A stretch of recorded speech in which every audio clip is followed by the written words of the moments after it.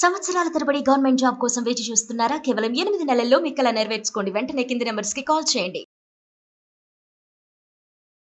నమస్తే రమ్మగారు. నమస్తే చే ఏదైనా పెద్ద కథ చెప్పుకుందామండి. చాలా పెద్దది కాదు, కొంచెం పెద్దది చెప్పనా? అట్లని. పూర్వం చెంపక నగరానికి ప్రవర్ధనుడని ఒక రాజుగారు ఉండేవాడు. అయితే ఆయనకి లేక లేక ఒక కూతురు పుట్టాక భార్య మరణించింది. కూతురు అంటే చాలా ప్రేమగా ఉండేవాడు ఆయన. అయితే పిల్ల కొంచెం పెంకెగా ఆకతాయిగా ఉండేది. గారాబం చేస్తే పిల్లలు అంతే కదా.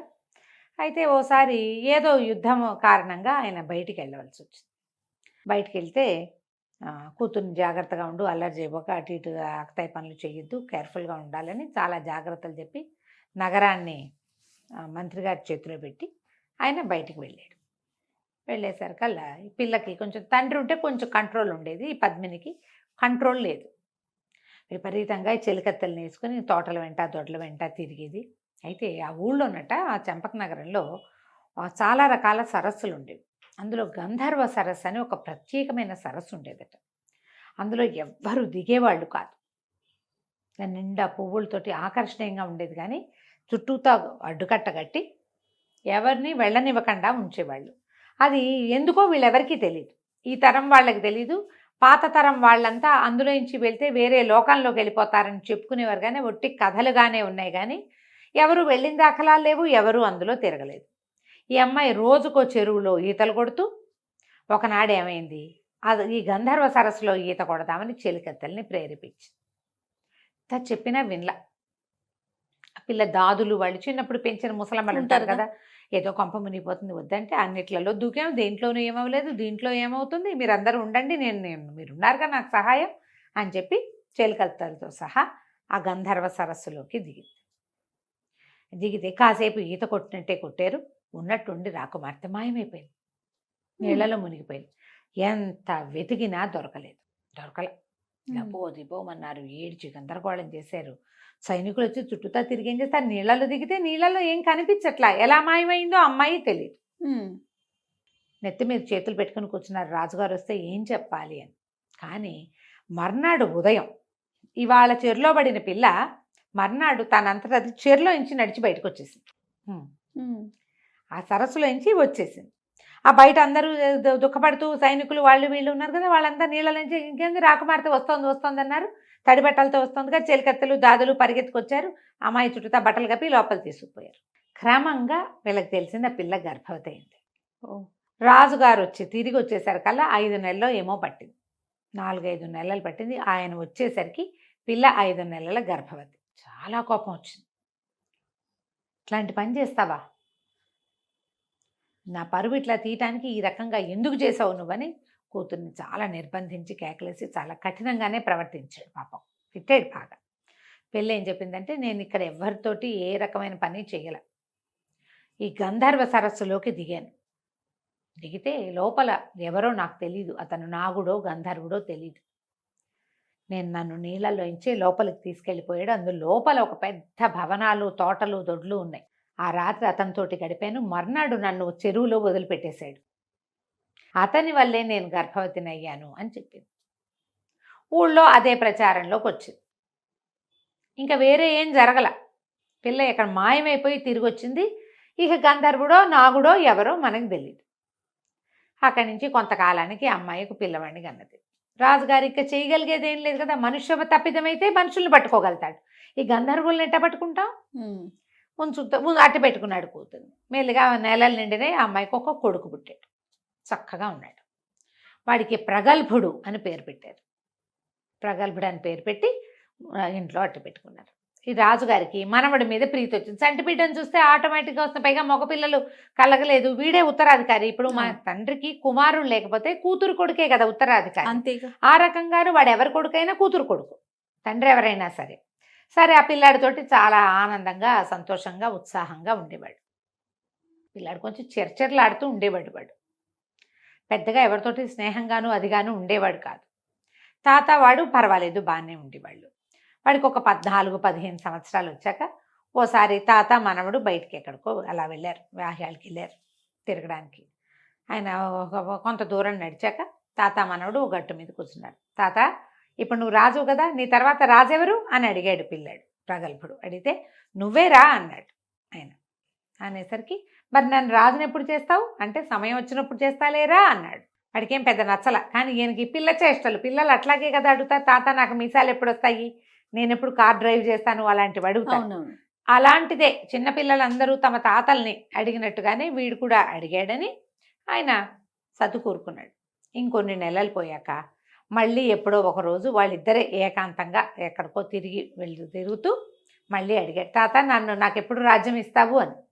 అనేసరికల్లా ఈయన అన్నాడు, ఏమిట్రా రాజ్యం అని పట్టించావు, నేను చచ్చాక రాజ్యం నీదే అన్నాడు. ఈ పిల్లాడని నువ్వు ఎప్పుడు చేస్తావు, నేను ఎప్పుడు రాజును అవుతాను,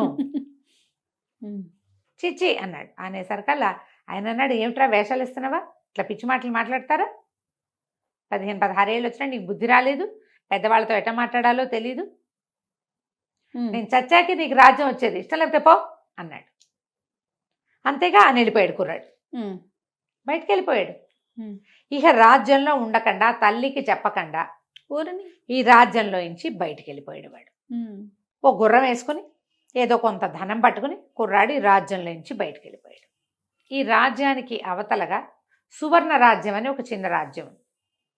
ఇతను అడవిలో వెళ్తున్నప్పుడు ఆ సువర్ణ రాజ్యం తాలూకు రాజుగారు అయినటువంటి సువర్ణుడు ఆ అడవిలో వీడికి తారసపడ్డాడు. ఆయన దారి తప్పిపోయాడు, దాహంతో అలమటిస్తున్నాడు, ఎవరైనా సహాయం దొరుకుతుందేమోనని చూస్తున్నాడు. ఈ కుర్రాడికి అవన్నీ తెలుసు, వీడికి పటాలు గమనించే ప్రక్రియ బాగా అలవాటు, రూట్ మ్యాప్స్ బాగా చూస్తాడు. మ్యాప్ ఒకసారి చూస్తే కొంతమంది పిల్లలు మర్చిపోరు. అవును, మా ఇంట్లో కూడా ఉన్నాయి అట్లాంటి గ్రహాలు, ఒకసారి చూసారంటే వాళ్ళకి మరిపే ఉండదు. ఇతను ఏం చేశాడు, ఆయనకి ఆ పెద్ద రాజుగారికి మంచినీళ్ళు ఇచ్చి మరి ఆయనకి కొంచెం తిండికి ఏర్పాటు చేసి పళ్ళు గిళ్ళు కోసుకొచ్చి రాజ్యం ఈ అడవి దాటిచ్చి ఆయన రాజ్యపు బాట పట్టించాడు.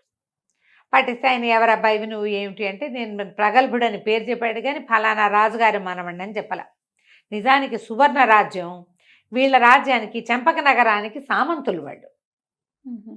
ఏమన్నాడు, నేను వంటది కానీ నన్ను మీ దగ్గర పెట్టుకోండి అని అడిగాడు. అడిగేసరికల్లా జీతం ఏం కావాలి నీకు అని ఆయన అడిగేసరికి నాకేం వద్దు, నాకు అవసరమైనప్పుడు సహాయం చేయండి, నేను అడిగింది చేస్తే చాలు, నాకు జీతం భత్యం ఏం అక్కర్లేదు, మీతో పాటు కోటలో ఉంటాను అంటే సరేనని రాజుగారితో పాటు ఆయన మందిరంలోనే ఉండేలాగా ఏర్పాటు చేసుకున్నాడు ప్రగల్భుడు.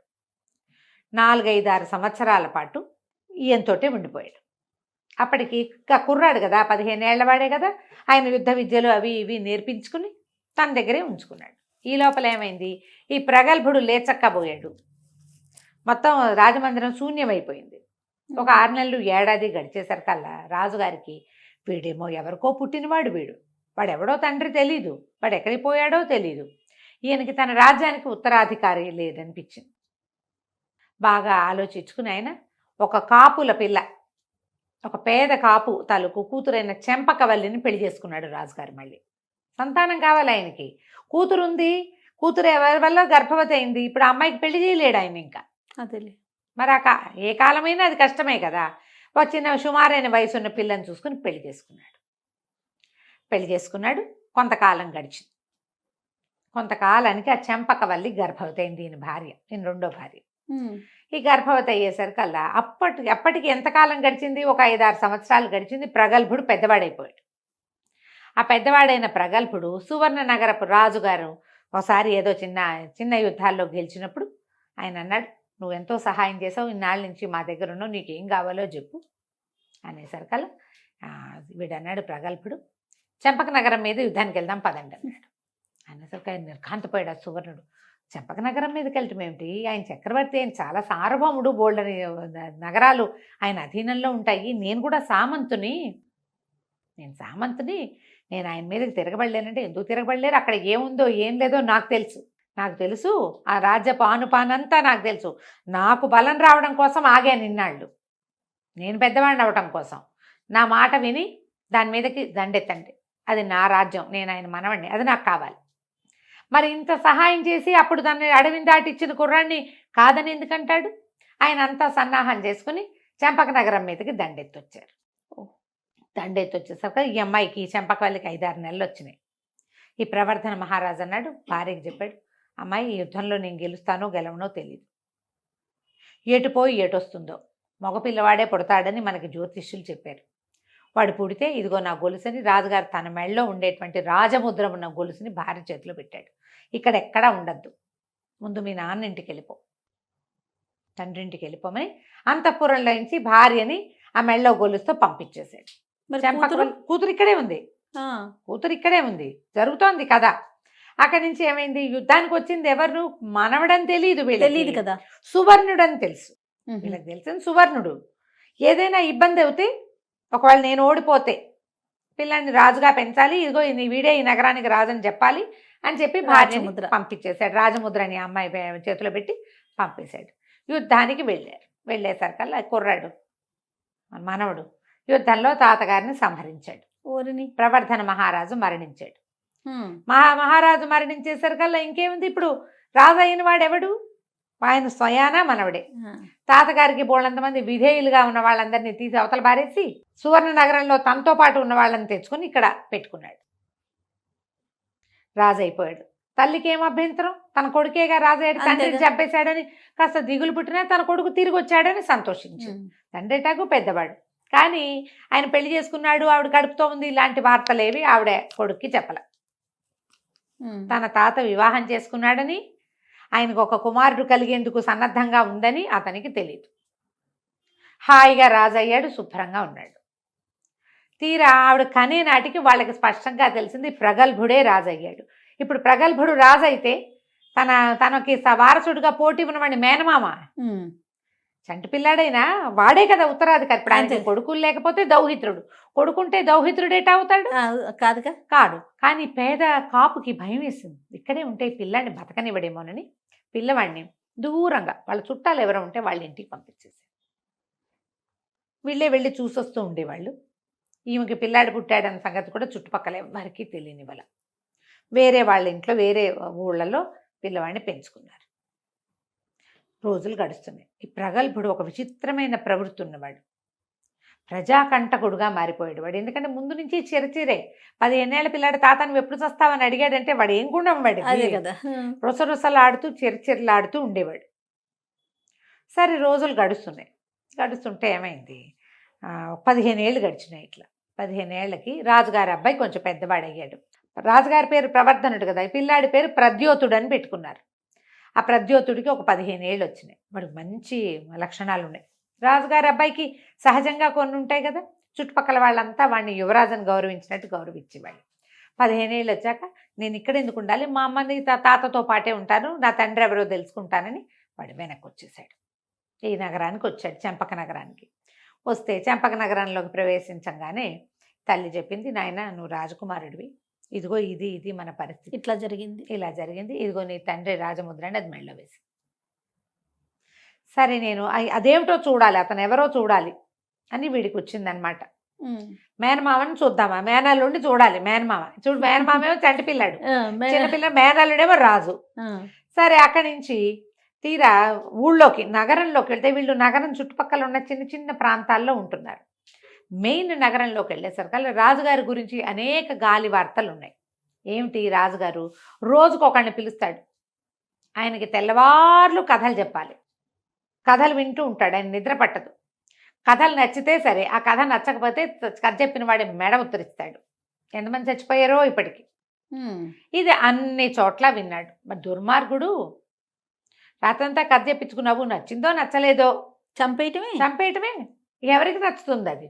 ఉమ్. ప్రజాకంటకుడు, ఆయనకు ఒక కొడుకు పుట్టినా బాగుండేది, వీడిని భరించాల్సి వస్తుంది, వీడు ఎవడికి పుట్టాడో తెలీదు అని సణుక్కుంటూ ఉండేవాళ్ళు. ఈ మాట వచ్చేస్తుంది చూడు పాపం. మరి తల్లి తప్పున్నా లేకపోయినా.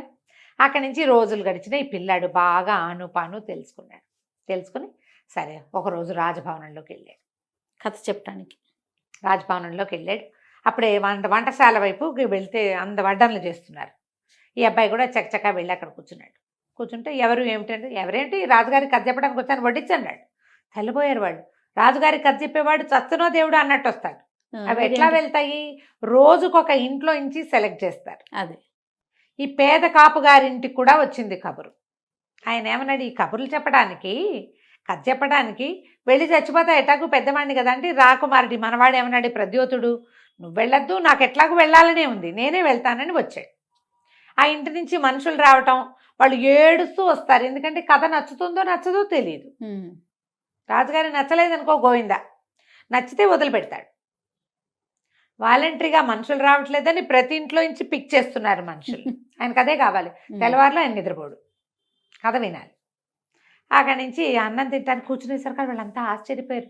ఊరిని ఇంత చెలోపలోమని ఉన్నాడే వీడు, ఎక్కడైనా ఇట్టా ఉంటారా? ఉమ్.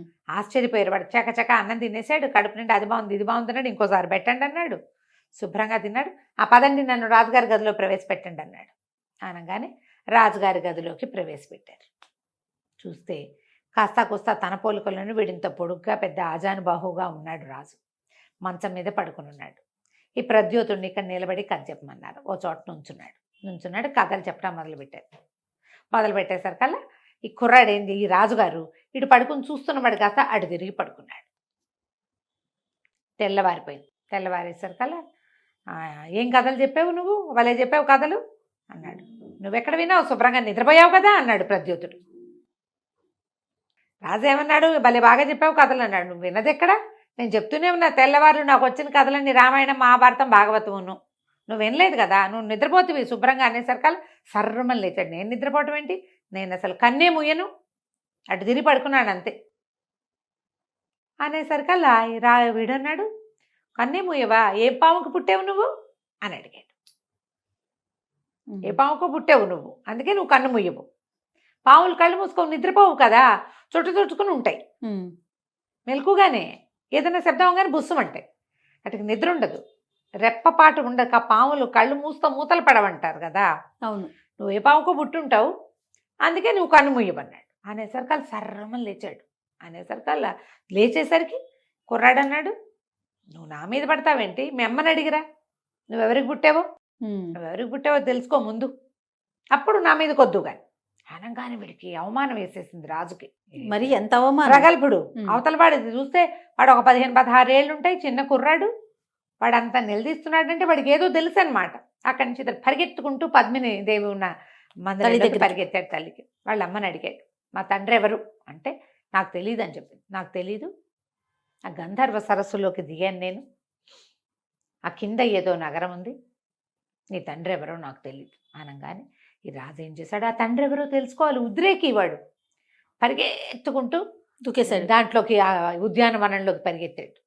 ప్రజలంతా పరిగెత్తారు, సైనికులు వాళ్ళు వీళ్ళు ఉంటారు, ఎక్కడికో రాజుగారు వెళ్తున్నాడని అందరూ అనుసరించారు. దభేల్మని ఆ గంధర్వ సరస్సులోకి దూకాడు. రోజంతా చూశారు రాల, 3 రోజులు చూశారు రాల, వారం చూశారు రాల. దూకిన వాడు పైకి రాలేదు, కన్ను ముయ్యని వాడు తండ్రి ఎక్కడున్నాడు, అందులో ఉన్నాడు. అక్కడి నుంచి వారం తిరిగేసరికల్లా ఆ దేశం అరాచకం అయిపోయింది, రాజు లేడు. మరి మంత్రి వాళ్ళు సైన్యాధిపతి వాళ్ళంతా ఏమనుకున్నారు, ఎవరి వల్ల రాజుకి గతి పట్టిందో వాడు కదా రాజు. కుర్రాని సంభావించారు. కుర్రవాడు ఏం చెప్పాడంటే, నేనేదో ఈ రాజుని ఆదారి పట్టించాను కాబట్టి నన్ను రాజుని చేయక్కర్లా, నేనే మీ నిజమైన రాజునని తన మెడలో ఉన్న వస్తువు తీసి చేతిలో పెట్టాడు మంత్రికి. చూస్తే ఏముంది, రాజుగారి రాచముద్ర. ఆ అమ్మని తాతని రప్పించారు. అమ్మని అందరూ గుర్తుపట్టారు, సవితి తల్లిని పద్మ కూడా గుర్తుపట్టింది, పద్మిని కూడా. రాజకుమారుడే ఇలాంటి పని చేశాడు. మరి ఇప్పుడు చూడు, వాడేం చేశాడు, తను యుద్ధ విద్యలు నేర్చుకుని తాతను సంహరించాడు. తెలివితేటలతో వీడు మేనల్లుని సంహరించి రాజ్యానికి వచ్చాడు. అక్కడి నుంచి ఈ రాజకుమారుణ్ణి, ఈ ప్రద్యోతుణ్ణి మళ్ళీ రాజుని చేసుకున్నారు. చంపకవల్లి కూడా నగరానికి తన తండ్రితో సహా వచ్చి ఉంది. పద్మిని కూడా ఇంకా ఒక తమ్ముడిని ఏమి అనలా, మాట్లాడకుండా ఉండిపోయింది. ఎవరో ఒకళ్ళు ఆ రాజ్యానికి రాజు ఉండాలి, రాజవంశం వాళ్ళు రాజ్యం అరాచకం అవ్వకుండా కాపాడాలి, కానీ నేను నాది అని చూసుకోవడానికి వీల్లేదు. ఆ కాలం అట్లా ఉండేదే కాదు. అలా నేను నాది అని చూసుకునేవాడు ఏమయ్యాడు, ఇదిగో మళ్ళీ చెరలో పడ్డాడు. కథ కంచికి మనం ఇంటికి. బాగుంది. నమస్తే. నమస్తే.